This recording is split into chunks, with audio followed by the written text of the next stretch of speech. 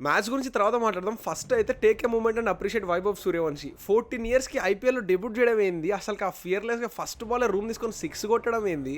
అసలు 14 ఇయర్స్‌కి నేనైతే నా డప్పా కంప్యూటర్లో జీటీఏ వైస్ సిటీ ఆడుతుంటే నేనైతే. అండ్ మహా క్రికెట్ ఆడితే ఏడ ఆడుతుండే కింద టెన్నిస్ బాల్తోనో ప్లాస్టిక్ బాల్తో ఆడేటోళ్ళం మనం 14 ఇయర్స్ అంటే. అట్లాంటిది 14 ఇయర్స్‌కి ఐపీఎల్ లాంటి గ్రాండెస్ట్ స్టేజ్, అసలు క్రికెట్లోనే the most premium and the most grandest స్టేజ్లో 14 ఇయర్స్ అండ్ 23 డేస్కి డెబ్యూట్ చేసి ఆ లెవెల్ ఆఫ్ పర్ఫార్మెన్స్ ఇచ్చినాడంటే ఒక్క రన్ కొట్టినా కూడా గ్రేటే. అసలు అక్కడ వరకు పోతే కూడా గ్రేటే. అట్లాంటిది పోవడం కాకుండా, ఒక రన్ కాకుండా ఫియర్లెస్గా ఫస్ట్ బాలే అసలు మొహమాటం లేకుండా, హెసిటేషన్ లేకుండా ఫ్రీ ఫ్లోతో 6 కొట్టాడు ఫస్ట్ బాలే. ఏస్టోళ్ళు ఏమి 14 ఇయర్స్ పిల్లలు కాదు కదా, ఇండియన్ బౌలర్లు వాళ్ళు. షర్దుల్ ఠాకూర్ అండ్ అవతల అవేష్ ఖాన్ ఇద్దరు మంచి పేస్ వేసేటోళ్ళే.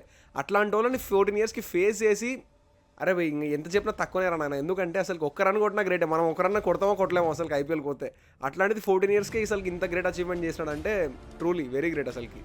అండ్ 14 ఇయర్స్కి ఇంత పొటెన్షియల్ చూపిస్తున్నాడు అంటే అసలు మంచిగా మౌల్డ్ చేసి మంచి గైడెన్స్ ఇచ్చినారంటే ఖచ్చితంగా ఇండియాకి నెక్స్ట్ సూపర్ స్టార్ అవుతాడు పిల్లడు.